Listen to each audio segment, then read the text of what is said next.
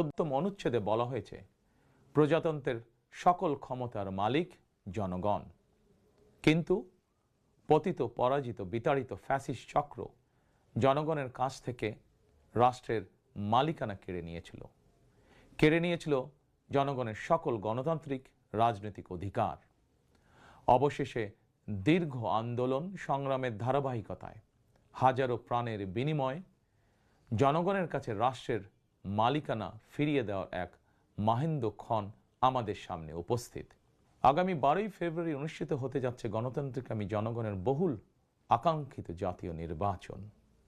প্রিয় দেশবাসী, রাষ্ট্র, রাজনীতি এবং সরকারে জনগণের অধিকার প্রতিষ্ঠার এই শুভ সময় মহান আল্লাহর দরবারে শুকরিয়া আদায় করে আমি আপনাদের সামনে কয়েকটি কথা বলতে চাই। গণতান্ত্রিকামী জনগণের সামনে এমন একটি শুভ সময় হঠাৎ করেই আসেনি। এর জন্য বাংলাদেশ জাতীয়তাবাদী দল বিএনপি সহ গণতন্ত্রের পক্ষের সকল রাজনৈতিক দল এবং গণতান্ত্রিকামী জনগণকে দীর্ঘ 1.5 দশকেরও বেশি সময় ধরে আন্দোলন সংগ্রাম করতে হয়েছে। ফ্যাসিবাদ বিরোধী এই ধারাবাহিক আন্দোলনে হাজার হাজার মানুষকে গুম, খুন, অপহরণ করা হয়েছিল। আয়নাঘর নামক এক বর্বর বন্দিখানা যেন হয়ে উঠেছিল জ্যান্ত মানুষের কবরস্থান। শুধুমাত্র 2024 সালে ছাত্র জনতার ঐতিহাসিক গণ অভ্যুত্থানে 14 শতাধিক মানুষকে হত্যা করা হয়েছে। আহত হয়েছেন কমপক্ষে 30,000 মানুষ। বাংলাদেশের জন্মযুদ্ধ থেকে আজ পর্যন্ত দেশে গণতন্ত্র এবং মানুষের অধিকার প্রতিষ্ঠার জন্য বিভিন্ন সময় যারা শহীদ হয়েছেন তাদের মাগফিরাত কামনা করছে। যারা আহত হয়েছেন তাদের প্রতি জানাই গভীর সহানুভূতি এবং সহমর্মিতা। হতাহতদের শোক সন্তপ্ত পরিবারের প্রতি জানাই গভীর সমবেদনা।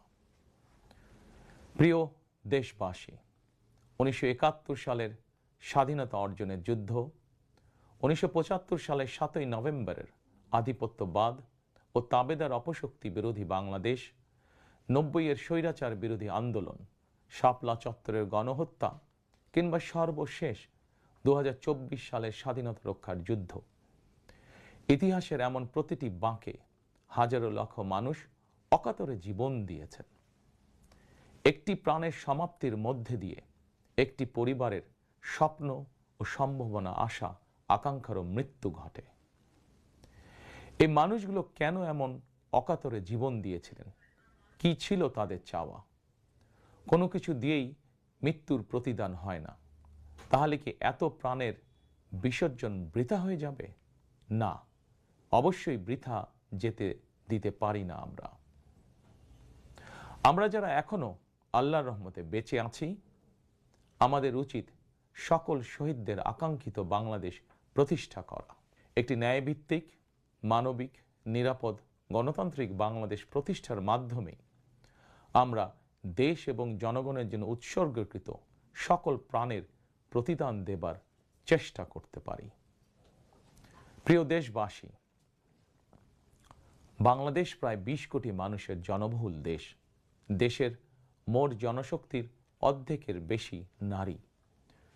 জনসংখ্যার 4 কোটির বেশি তারুণ্য, 5 কোটির বেশি শিশু, 40 লাখের বেশি প্রতিবন্ধী মানুষ, কোটি কোটি শ্রমিক, কৃষক। এই সকল শ্রেণী পেশার মানুষের আকাঙ্ক্ষা বাস্তবায়ন করতে ব্যর্থ হলে শেষ পর্যন্ত খোদ রাষ্ট্রযন্ত্রই দুর্বল হয়ে পড়বে। নাগরিকদের দুর্বল রেখে রাষ্ট্র কখনোই শক্তিশালী হয়ে উঠতে পারে না। জনগণের রাজনৈতিক এবং অর্থনৈতিক ক্ষমতা নিশ্চিত করা না গেলে দেশের ডেমোক্রেসি, ডেভেলপমেন্ট কিংবা ডিসেন্ট্রালাইজেশন কোনো কিছুরই টেকসই হবে না। আমি মনে করি জনগণের রাজনৈতিক ক্ষমতায়নের পূর্ব শর্ত নাগরিকদের সরাসরি ভোটের অধিকার প্রয়োগের মাধ্যমে স্থানীয় পরিষদের মেম্বার থেকে শুরু করে জাতীয় সংসদ সদস্য পর্যন্ত প্রতিনিধি নির্বাচনের ক্ষমতা অর্জন। প্রতিটি নাগরিকের হারানো রাজনৈতিক ক্ষমতা পুনরুদ্ধারের জন্য আগামী 12ই ফেব্রুয়ারি নির্বাচন একটি বড় সুযোগ। প্রিয় দেশবাসী, এই উপলব্ধি এবং বাস্তবতাকে সামনে রেখে দেশের নাগরিকদের রাজনৈতিক এবং অর্থনৈতিক ক্ষমতা নিশ্চিত করার লক্ষ্যে ইতিমধ্যেই বিএনপির নির্বাচনী ইশতেহার ঘোষণা করা হয়েছে। প্রতিটি সেক্টর এবং প্রতিটি শ্রেণী পেশার মানুষকে লক্ষ্য করে একটি স্বনির্ভর বাংলাদেশ বিনির্মাণের জন্য আমরা আমাদের পরিকল্পনা সাজিয়েছি। বর্তমান প্রজন্মের সামাজিক, অর্থনৈতিক, রাজনৈতিক অধিকার পুনর্বহাল এবং ভবিষ্যৎ প্রজন্মের জন্য একটি নিরাপদ মানবিক বাংলাদেশ প্রতিষ্ঠার লক্ষ্য নিয়েই চূড়ান্ত করা হয়েছে বিএনপির সকল পরিকল্পনা। বিশেষ করে দেশের সকল তরুণ তরুণী, বেকার জনগোষ্ঠী এবং নারীদের জন্য দেশে বিদেশে কর্মসংস্থান এবং কর্ম পরিবেশ নিশ্চিত করাই এবার বিএনপির প্রথম এবং প্রধান অগ্রাধিকার। আমি ইশতেহারে উল্লেখিত কয়েকটি বিষয় খুব সংক্ষিপ্তভাবে আজ আবারও দেশবাসীর সামনে তুলে ধরতে চাই। প্রিয় দেশবাসী, বেকার সমস্যা নিরসনের লক্ষ্যে ব্যাংক, বিমা, পুঁজিবাজার সহ দেশের অর্থনৈতিক খাতের সার্বিক সংস্কার, অঞ্চল ভিত্তিক অর্থনীতিকে চাঙা করা এবং শিল্প ও বাণিজ্যে দেশি বিদেশি বিনিয়োগ বৃদ্ধির মাধ্যমে দেশে বিদেশে 1 কোটি কর্মসংস্থান তৈরির লক্ষ্যমাত্রা নির্ধারণ করা হয়েছে। এভাবে পর্যায়ক্রমিকভাবে 1 কোটি কর্মসংস্থান তৈরির লক্ষ্যমাত্রা অর্জনের জন্য কয়েকটি সেক্টরকে বিশেষভাবে চিহ্নিত করে নতুন কর্মসংস্থান তৈরির উপায় এবং কর্মকৌশল নির্ধারণ করা হয়েছে।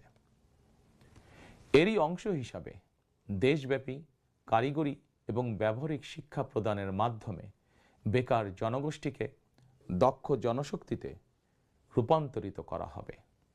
কলেজ, মাদ্রাসা, বিশ্ববিদ্যালয় বিনামূল্যে স্কিলস ডেভেলপমেন্ট, ফ্রিল্যান্সিং এবং আউটসোর্সিং প্রশিক্ষণ প্রদান করা হবে, যাতে করে বেকার যুবক কিংবা তরুণ তরুণীরা দেশে বিদেশে উচ্চ বেতনের চাকরির জন্য প্রস্তুত হয়ে সরাসরি কর্মক্ষেত্রে কর্মসংস্থানে যুক্ত হতে পারেন।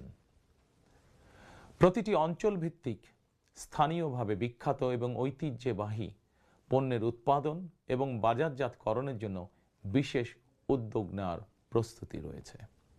স্থানীয় কুটির শিল্প ও এসএমই খাত বিকশিত করার জন্য সহজ এবং স্বল্প সুদে ঋণ সুবিধা দেওয়ার পরিকল্পনা আমাদের রয়েছে। বৈশ্বিক ই-কমার্স প্ল্যাটফর্মের পণ্য রফতানির লক্ষ্যে বেসরকারি শিল্প সম্প্রসারণ ও কর্মসংস্থান সৃষ্টির সহায়ক উদ্যোগ নেওয়ার পরিকল্পনা নেওয়া হয়েছে। সাইবার নিরাপত্তা, outsourcing, data processing, artificial intelligence, semiconductor সহ আইটি সেক্টরে নতুন শিল্প গড়ে তোলার পরিকল্পনা নেওয়া হয়েছে। এইসব সেক্টরে প্রতি বছর সরাসরি 2 লক্ষ এবং ফ্রিল্যান্সিং, ক্রিয়েটিভ ইন্ডাস্ট্রি ও কন্টেন্ট ক্রিয়েশনের মাধ্যমে পরোক্ষভাবে আরও 8 লক্ষ কর্মসংস্থান তৈরির লক্ষ্যমাত্রা নির্ধারণ করা হয়েছে। প্রিয় দেশবাসী, বিভিন্ন পরিসংখ্যান অনুযায়ী বর্তমানে দেশে বেকারের সংখ্যা 27 লাখের বেশি। এর মধ্যে প্রায় 9 লক্ষ রয়েছেন স্নাতক ডিগ্রিধারী উচ্চশিক্ষিত বেকার। এদের মধ্যে প্রায় 22% তরুণ তরুণী কোনো প্রকার শিক্ষা, চাকরি ও প্রশিক্ষণে সম্পৃক্ত নয়। এই বিপুল সংখ্যক বেকারের অধিকাংশই 15 থেকে 29 বছর বয়সী। 12 ফেব্রুয়ারি নির্বাচনে জনগণের রায় বিএনপি সরকার গঠন করতে সক্ষম হলে বিএনপি শিক্ষিত তরুণ তরুণীদের জন্য 6 মাস থেকে সর্বোচ্চ 1 বছর কিংবা কর্মসংস্থান না হওয়া পর্যন্ত বিশেষ আর্থিক ভাতা প্রদান করার সিদ্ধান্ত নিয়েছে। আমরা মনে করি এই বেকার ভাতা হয়তো একজন শিক্ষিত বেকারকে সে উদ্যোগে কর্মসংস্থান সৃষ্টির ক্ষেত্রে সক্ষমতা অর্জনেও সহায়ক ভূমিকা রাখবে। প্রিয় দেশবাসী, দেশের অর্ধেক জনশক্তির বেশি নারী শক্তিকে রাষ্ট্র, রাজনীতি, অর্থনীতির মূলধারার বাইরে রেখে দেশের অগ্রগতি সম্ভব নয়। দেশে প্রায় 4 কোটি পরিবার রয়েছে। যদি আপনারা বিএনপিকে রাষ্ট্র পরিচালনার দায়িত্ব দেন, তাহলে আমরা এবার প্রথমবারের মতন দেশে প্রতিটি পরিবারের জন্য ফ্যামিলি কার্ড ইস্যু করার চূড়ান্ত সিদ্ধান্ত নিয়েছি। পরিবারগুলোর নারী প্রধানের নামে ফ্যামিলি কার্ড ইস্যু করা হবে। তবে প্রথম পর্যায়ে অর্থনৈতিকভাবে পিছিয়ে থাকা প্রান্তিক এবং নিম্ন আয়ের পরিবারকে সুরক্ষা দিতে ফ্যামিলি কার্ডে প্রতি মাসে 2,500 টাকা কিংবা সমমূল্যে নিত্য প্রয়োজনীয় খাদ্য সহায়তা দেওয়া হবে। ফ্যামিলি কার্ডের মাধ্যমে আর্থিক সহযোগিতার পরিমাণ, প্রয়োজন এবং বাস্তবতার নিরিখে পর্যায়ক্রমে বাড়ানো হবে। ফ্যামিলি কার্ডটিকে আমরা নারীর অর্থনৈতিক ক্ষমতায়নের প্রতীক হিসাবে মনে করি। প্রিয় ভাই ও বোনেরা, দেশনেত্রী মরহুমা বেগম খালেদা জিয়া নারী শিক্ষার উন্নয়নে দেশে স্নাতকোত্তর পর্যন্ত বিনা বেতনে শিক্ষার সুযোগ চালু করেছিলেন। আপনারা বিএনপিকে আবারও রাষ্ট্র পরিচালনার দায়িত্ব দিলে নারীদের বিনা বেতন শিক্ষা গ্রহণের সুবিধা অব্যাহত রাখার পাশাপাশি নীতি নির্ধারণে নারীর অংশগ্রহণ ও ভূমিকা বাড়ানো হবে। নারী উদ্যোক্তাদের আর্থিক ও দক্ষতা উন্নয়নে বিশেষ সহায়তা প্রদানের পাশাপাশি আনুষ্ঠানিক খাতে নারী কর্মসংস্থান বৃদ্ধি করার পরিকল্পনা আমাদের রয়েছে। উপজেলা পর্যায়ে বিশেষায়িত নারী কল্যাণ কেন্দ্র প্রতিষ্ঠা করার পরিকল্পনা আমাদের রয়েছে। স্বাচ্ছন্দ্যে চলাফেরা নিশ্চিত করতে শুধুমাত্র নারীদের জন্য বিশেষায়িত ইলেকট্রিক পরিবহন চালু করা হবে।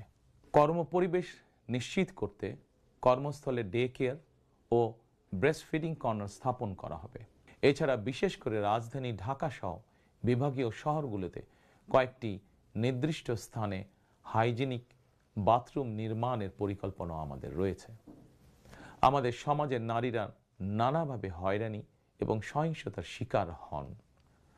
বর্তমান সময়ে নারীর প্রতি সাইবার বুলিং উদ্বেগজনক রূপ নিয়েছে।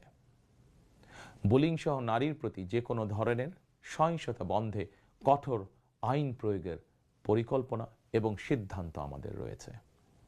নারী নির্যাতন ও ধর্ষণের বিরুদ্ধে দৃষ্টান্তমূলক শাস্তি নিশ্চিত অবশ্যই ইনশাআল্লাহ করা হবে। প্রিয় দেশবাসী, সময়ের সাথে সাথে অর্থনীতির নানা খাত বাড়লেও দেশের অর্থনীতি এখনো মূলত কৃষি নির্ভর। বিএনপি বিশ্বাস করে কৃষকের স্বার্থ রক্ষার অর্থ দেশের স্বার্থ রক্ষা। এজন্যই আমরা বলি, বাঁচলে কৃষক বাঁচবে দেশ। এই উপলব্ধি থেকেই আমরা কৃষকদের স্বার্থ রক্ষার জন্য কৃষকদের জন্য ফার্মার্স কার্ড ইস্যুর উদ্যোগ নিয়েছি। এই কার্ডের মাধ্যমে কৃষক একদিকে কৃষি সংক্রান্ত হালনাগাদ তথ্য পাবেন, অপরদিকে